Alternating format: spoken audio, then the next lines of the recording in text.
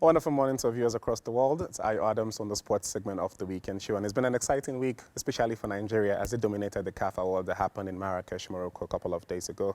It was endowed with a lot of activeness. It was endowed with a lot of star power and having some of the prestigious African talents who have carried the African flag across the world, stated at Marrakesh. But the highlight of the day was the Super Eagles of Nigeria and the Super Falcons of Nigeria and some of their top players, namely Victor Osimhen, Oshoala, Chiamaka Nnadozie, picking up vital awards. Victor Osimhen picked up his first ever African Player of the Year award after a magnificent season with Napoli, helping them to win the Scudetto after over 20 years. Let's see what he had to say after picking up his award.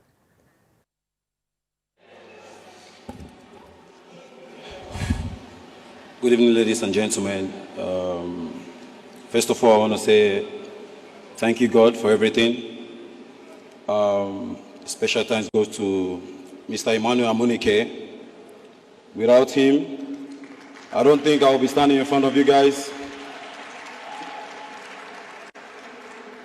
I don't think I'll be standing in front of you guys holding one of the most prestigious awards in world football. It's a dream come true for me. I want to thank everyone that have seen me through life's journey in achieving my dreams, in achieving my goals. I appreciate Nigerians for their support. I appreciate Africa for putting me on the map, for encouraging me, for defending me, regardless of my shortcomings. Thank you so much. I also thanking the congregation and thanking Emmanuel Amunike, who brought him to light when he also won the Young Player of the Year a couple of years ago. What a magnificent feat for Victor Osimhen, Oshoala, and Chiamaka Nnadozie.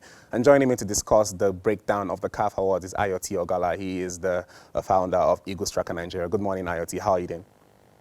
Yes, good morning, Ayo. I'm very well, thank you. How are you? I'm okay too. Let's go straight into it. Victor Osimhen picked up his first ever African Footballer of the Year award. Was in final nomination with Mohamed Salah of Egypt and Achraf Hakimi of Morocco. Undoubtedly two brilliant players. Achraf Hakimi was part of the Moroccan team who surged Africa through at the FIFA World Cup.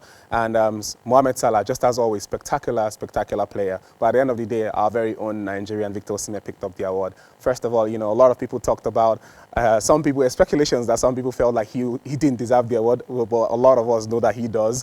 But that's just about it. Victor Osimhen was spectacular for Napoli, a trophy that's eluded them for years, and also his impact in African football. Talk to us about Victor Osimhen and how magnificent that feat was for him.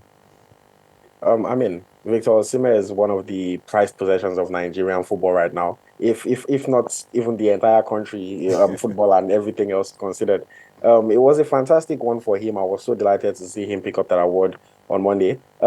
I personally had no doubt in my mind that he was the best African Player of the Year and he deserved to win that award. Anything other than Victor Osimhen's name being announced, and I think there would have been some riots, going on in front of the CAF office.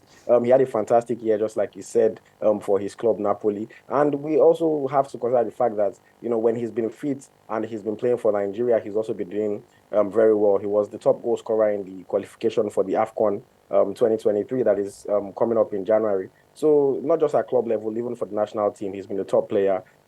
His first ever African crown. And I believe that, with the level that he's playing at currently and the kind of potential that he continues to show, this will not be the last one for Victor Osimhen. That's what I would predict. This is not be the last one for Victor Osimhen. Undoubtedly, so we are more than certain that this will not be the last one. Immediately after I picked up that award, he got back on the jet, went back to Napoli, and he also got a goal for them against Braga in the Champions League. Yeah. Now, moving on to his counterpart, Oshoala, who is the African Queen. They should probably change that title in the dictionary and change it to Oshoala 6 times.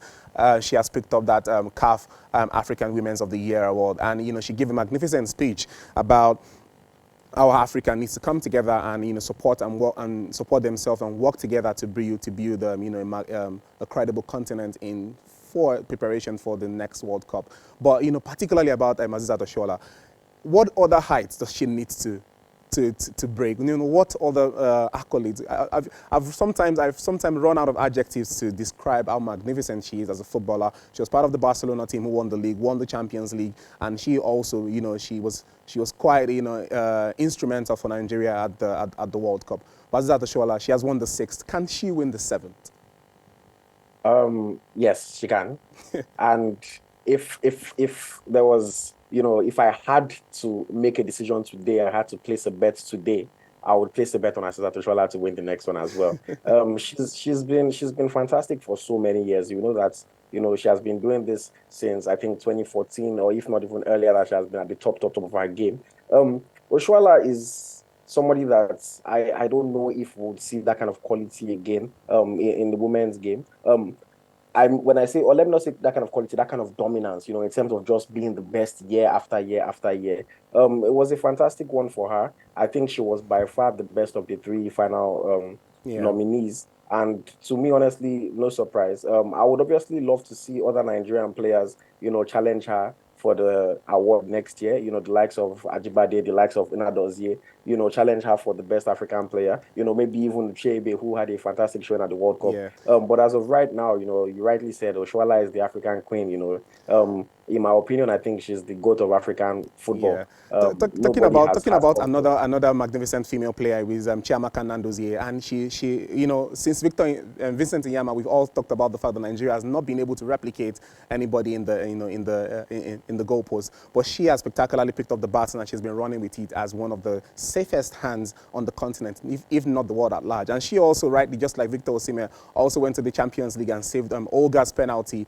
for her club in the Champions League. You know, the safest hands in Africa. What you just mentioned clearly, that, you know, you want players, all the female players, to be able to compete with them.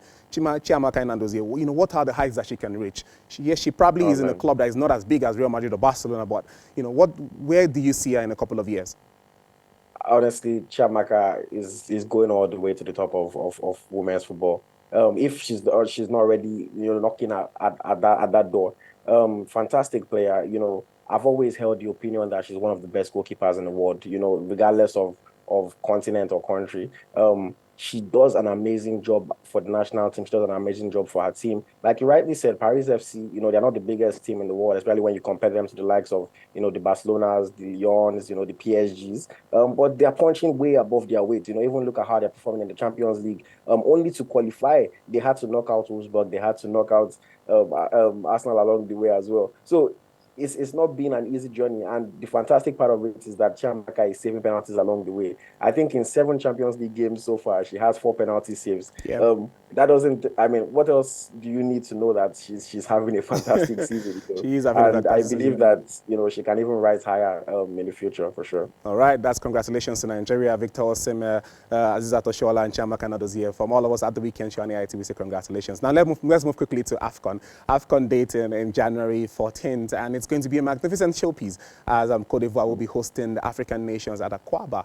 But particularly the Nigerian Super Eagles have also qualified to the AFCON, and we've been having a little bit of, you know, downtime preparing for the AFCON. But Ayo, you know, we're in a group with, you know, with Cote d'Ivoire, Equatorial Guinea, and Guinea-Bissau. What are our chances? And, you know, I've been telling a couple of my friends and colleagues that if I am, I don't want to be, you know, Jose Pizarro at the moment with some of the, you know, spectacular players that we have on scene and that just quite hitting the button very close to AFCON. Look at the likes of Kelechi Iheanacho, Wilfred Ndidi, Victor Osimhen, Victor Boniface, Nathan Teller.